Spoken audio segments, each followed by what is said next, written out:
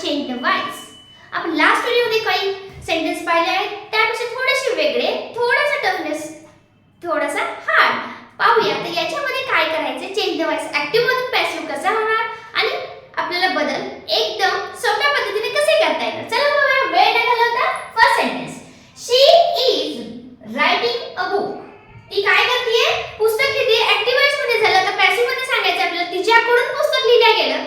या पद्धतीने मराठीत दिसतं. आपण असं बोलत नाही मॅक्झिमम, तसं पद्धतीने आपण मराठीत बोलत नाही, पण आपल्याला या पद्धतीतच इंग्लिश मध्ये चेंजेस करायचे. चला पाहूया कसं.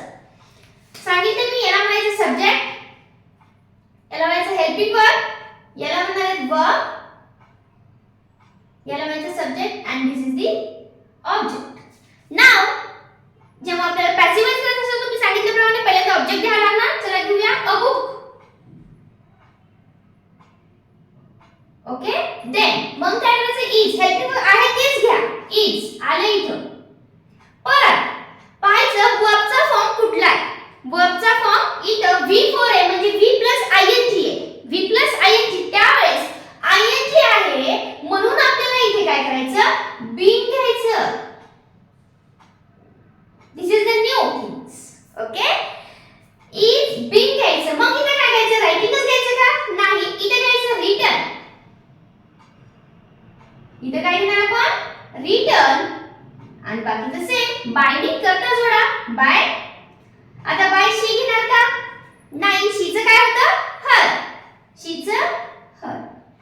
In this way we change like this sentence into passive voice. Okay, जर तुम्ही फर्स्ट व्हिडिओ पाहिला नसेल तर थोडंसं कन्फ्यूज होईल, कारण शीचं हर कसं झालं असे थोडंसं कन्फ्युजन होत असेल तर फर्स्ट व्हिडिओ पाहून घ्या. त्याची लिंक मी आय बटनवर देते, म्हणजे तुम्हाला हे थोडेफार जे काही त्याच्यामध्ये शिकवलेले कन्सेप्ट आपण इथे वापरणार आहे हे तुम्हाला समजून येईल. Because of this is a part 2. Okay, now see next. she has brought a new car. इथे काय घेतले, नवीन कार घेतली. सेंटेन्स करायचे, ऑब्जेक्ट फर्स्ट ला घ्यायचं, म्हणजे काय येणार आहे, a new car. New car has आहे, has ला has घ्या. परत काय करायचं, आता ing होतं पण मी बीइंग घेतलं होतं. ओके, आता काय करायचं, ब्रॉट आहे. आता काय इथं ब्रॉट, मग ब्रॉटला ब्रॉटच येणार आहे का, हो, पण त्याच्या आधी काय येणार आहे, वी थर्ड फॉर्म मध्ये ऑलरेडी इथं आहे म्हणून आपल्याला काय घ्यायचं, बीइंग घ्यायचं. दोन्ही मध्ये फरक आहे. बीइंग हे जर ing प्रत्यय असेल तर हे बीइंग वापरायचं, म्हणजे वी प्लस ing असेल तर, आणि वी थर्ड असेल तर हे बीइंग आहे. नेक्स्ट, दोन्ही मध्ये लिटिल बिट फरक आहे. हे चालू क्रिया दाखवतं, हे पूर्ण क्रिया दाखवतं. देन घेतलं बी, नंतर ब्रॉट घ्या. A new car has been brought as it is. तुम्ही नोट डाउन करत चला ह्या छोट्या छोट्या गोष्टी. ब्रॉट कोणी करता कशाने जोडायचं आपल्याला, बाय. बाय शी होणार आहे हर. जर ही असेल तर काय झालं असतं, हिम. आलं सही. पाहूया इथं, he will write a story. चला ऑब्जेक्ट फर्स्ट लिहून घेऊया, अ स्टोरी. आता विल आले. आता काय आहे, विल. प्रत्येक सेंटेन्स मध्ये बदल आहे, त्याचा टेन्स वेगळा आहे, कशात मॉडेल ऑक्झिलरी आहे. प्रत्येकाचा टेन्स प्रत्येक ठिकाणी आपण थोडे थोडे वेगवेगळे चेंजेस आहेत. केअरफुली पहा चला, म्हणजे तुम्हाला समजून येईल. ऑब्जेक्ट घेतला अ स्टोरी, विल घ्या.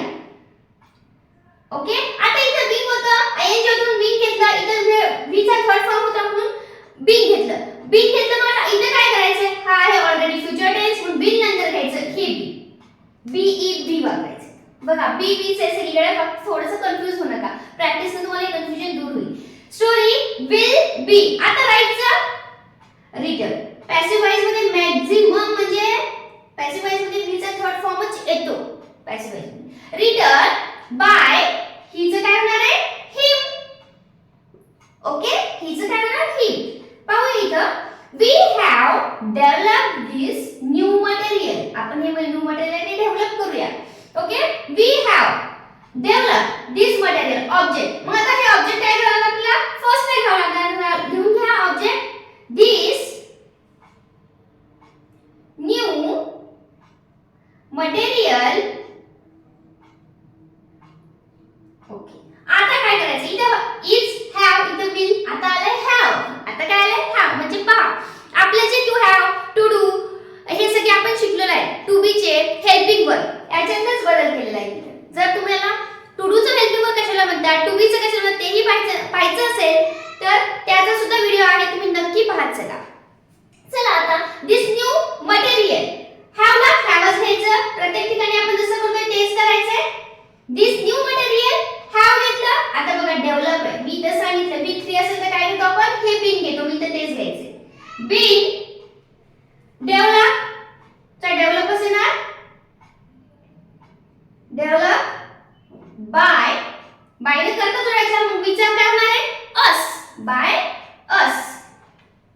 Okay she can buy a book. चला ऑब्जेक्ट घेऊन घ्या first a book.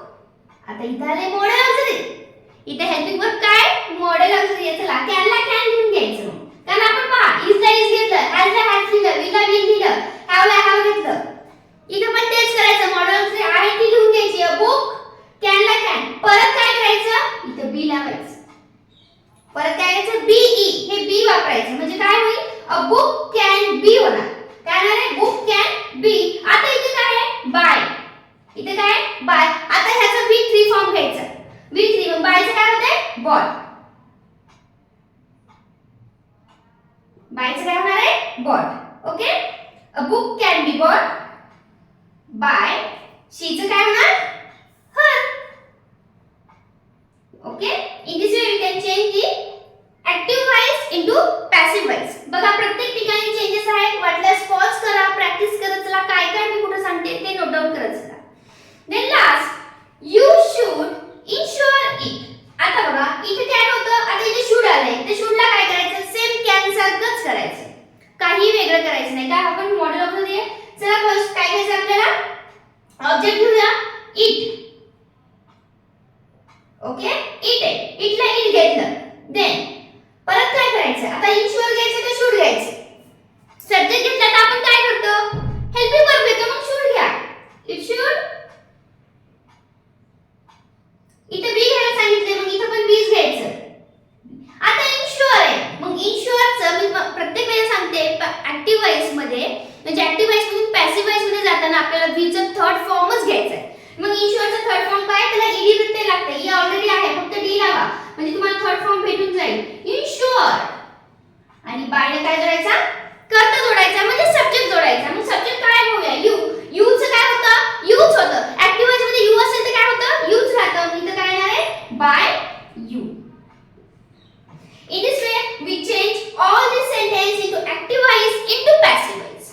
All the sentence change into active into passive. म्हणजे आपण active मध्ये passive करताना काय काय केलेले ing असणार जर वर्बला ing असेल तर हे बी घ्यायचं. जर बी 3 असेल थर्ड फॉर्म मध्ये असेल वर्ब तर हे बी घ्यायचं. परत will असेल तर बी घ्यायचं.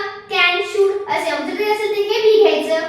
आणि कुठल्या पद्धतीने कुठले चेंजेस करायचे मी सगळे इथे दिले आहे.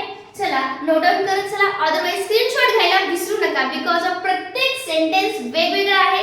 कमी वेळामध्ये आपण खूपसे शिकून जातो. अशा पद्धतीनेच मी हे प्रत्येक घरातले एक सेंटेन्स घेतले त्याची प्रॅक्टिस करत चला. काही अडचण असेल तर कमेंट मध्ये मला सांगत चला. शिकण्याच्या